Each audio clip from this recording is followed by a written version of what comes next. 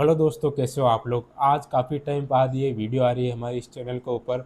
और आज की इस वीडियो में मैं आप लोगों को अनबॉक्स करके बताने वाला हूँ वीवो का नया स्मार्टफोन वीवो S2 5G का, जो कि अभी कुछ टाइम पहले ही इंडिया के अंदर लॉन्च हुआ है। और इसका जो नाम है काफ़ी ज़्यादा चल रहा, काफ़ी ज़्यादा ये पॉपुलर हो चुका है, क्योंकि इसका जो S1 सीरीज़ है काफ़ी टाइम पहले आया है। और अब जो है S2 सीरीज़ लॉन्च की है वीवो ने अपनी तरफ से। हो सकता है आने वाला टाइम में S2 प्रो भी लॉन्च हो जाए। तो ये जो स्मार्टफोन है 40,000 रुपये की प्राइस पर लॉन्च हुआ है। तो आप इसकी पैकिंग देख सकते हो, कुछ इस तरीके देखने को मिलती है। पीछे इसको कुछ डिटेल देखने को मिल जाती है। यहाँ पर वैसे MRP यहाँ पर 67,000 की लगा रखी है, लेकिन ये 40,000 रुपये की शुरुआत प्राइस पर लॉन्च हुआ है। और इसका दो वेरिएंट देखने को मिल जाते हैं। तो सबसे पहले इसकी अनबॉक्सिंग करते हैं। तो कुछ इस तरह से इसकी पैकिंग देखने को मिल जाती है। यहाँ पर इसका अपना जो है मेन यूनिट मिल जाएगा, जिसके बारे में बाद में बात करेंगे। अब देख लेते हैं इसके अंदर क्या क्या देखने को मिलता है। तो इसके अंदर यहाँ पर आप लोगों को एक ट्रांसपेरेंट वाला सेफ्टी कवर देखने को मिल जाएगा।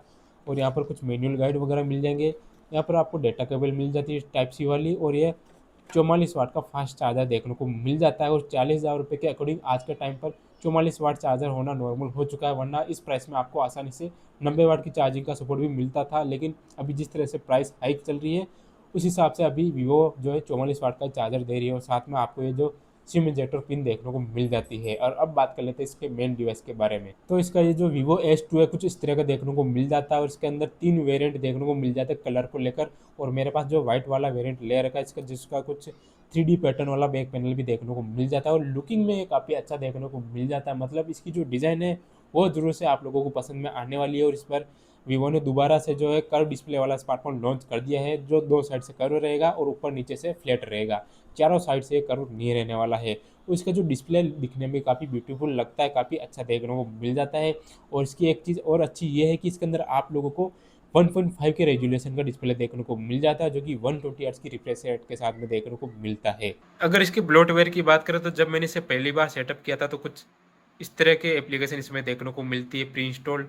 तो यहाँ पर ब्लोटवेयर जरूर से थोड़े बहुत देखने को मिलेंगे, लेकिन ज़्यादा ब्लोटवेयर इसके अंदर देखने को नहीं मिलते हैं। और ये चीज़ के बारे में कुछ लोगों को जानना बहुत ज़रूरी होता है, इसलिए मैंने ये अलग से ऐड कर दिया है। अगर बात करें इसके कैमरा की, तो कैमरा जो सिस्टम दे रखा है या कैमरा सेटअप, वो दिखने में काफ़ी अच्छा देखने को मिल जाता है। मिनिमल सा लुक है।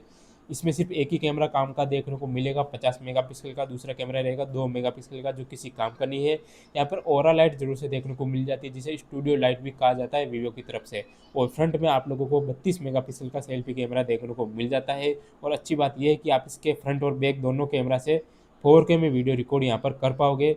और एक में भी आप यहाँ पर 4K में वीडियो रिकॉर्ड कर पाओगे। और स्टेबलाइजेशन का ऑप्शन भी इसमें देखने को मिल जाता है। यहाँ पर कोई भी तरह का अल्ट्रा वाइड एंगल कैमरा या फिर टेलीफोटो कैमरा देखने को नहीं मिलेगा। जबकि एक टाइम ऐसा था कि 30 से 40,000 रुपये की प्राइस में आसानी से टेलीफोटो कैमरा भी मिलता था और अल्ट्रा वाइड एंगल कैमरा भी मिलता था, जो कि आज के टाइम पर बिल्कुल पॉसिबल नहीं है। अगर इसके वेरिएंट की बात करें तो इसके जो स्टोरेज वेरिएंट है वो दो तरह के देखने को मिल जाते हैं। यहाँ पर 8 128 और 8 256। और अभी के टाइम पर मेरे पास है 8 128।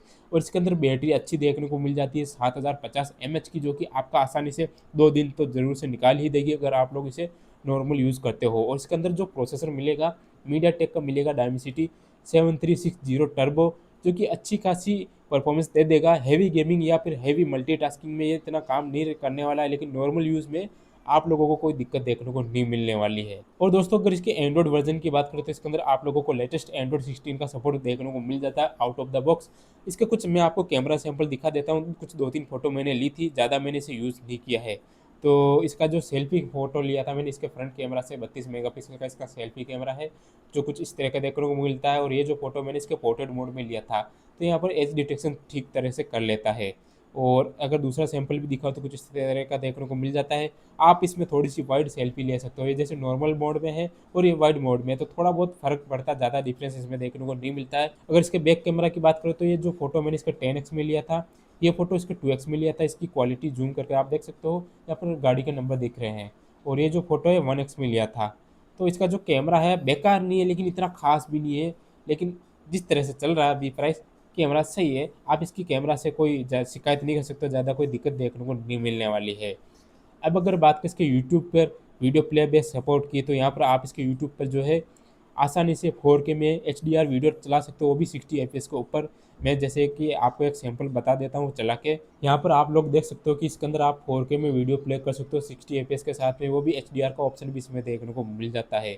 तो यहाँ पर वीडियो वगैरह देखने में कोई दिक्कत नहीं रहेगी। बड़ा डिस्प्ले है, मूवीज़ वगैरह देखना हो या कुछ भी ऐसा यूज़ करना हो नॉर्मल यूज़ के लिए, तो इसका जो डिस्प्ले काफ़ी अच्छा है। अब अगर बात करें इसकी ऑडियो क्वालिटी की, तो यहाँ पर आपको डुअल स्पीकर का सेटअप देखने को मिल जाता है, और इसकी जो स्पीकर की क्वालिटी है वो भी मुझे काफ़ी सही लगी, काफ़ी लाउड है, और डबल स्पीकर के हिसाब से इसमें कोई कमी देखने को तो नहीं मिलती है। लेकिन अगर इसमें डॉल्बी एटमॉस का सपोर्ट दे दिया होता तो और भी अच्छा हो जाता। एक बार मैं आप लोगों को इसका ऑडियो सैंपल सुना देता हूँ, उसके बाद आपको थोड़ा सा आइडिया लग जाएगा कि इसका जो ऑडियो क्वालिटी कितनी अच्छी रहने वाली है।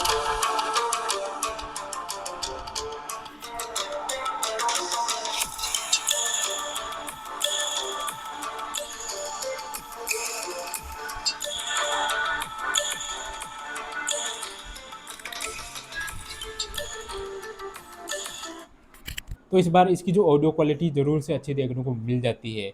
तो अगर मुझे इसमें कौन-कौन सी चीज़ अच्छी लगी, तो सबसे पहले ये है कि इसका जो डिज़ाइन है वो काफ़ी अच्छा है, इसका डिस्प्ले बहुत अच्छा है, इसके अंदर आपको लेटेस्ट एंड्रॉयड का सपोर्ट देखने को मिल जाता है, डबल स्पीकर का सपोर्ट भी देखने को मिल जाता है, और बड़ी बैटरी देखने को मिल जाती है। बाकी अगर कमी की बात करें तो इसमें अल्ट्रा वाइड एंगल कैमरा रहना चाहिए था, जो कि इन्होंने नहीं दिया है। दूसरा एक चीज़ और है कि इसमें अगर प्रोसेसर थोड़ा-सा और पावरफुल दे दिया होता तो थोड़ा और अच्छा हो जाता है। आप अगर इसे लेना चाहो तो ले सकते हो, वो सब आपकी चॉइस है। मैंने सिर्फ एक आइडिया देना था, जो कि मैंने आप लोगों को ये वीडियो बना के दे दिया है। बाकी सब आप लोगों के ऊपर डिपेंड करता है। अगर आप लोगों को ये वीडियो अच्छी लगी तो इस वीडियो को एक लाइक कर देना, और अपने दोस्तों के साथ शेयर भी कर देना।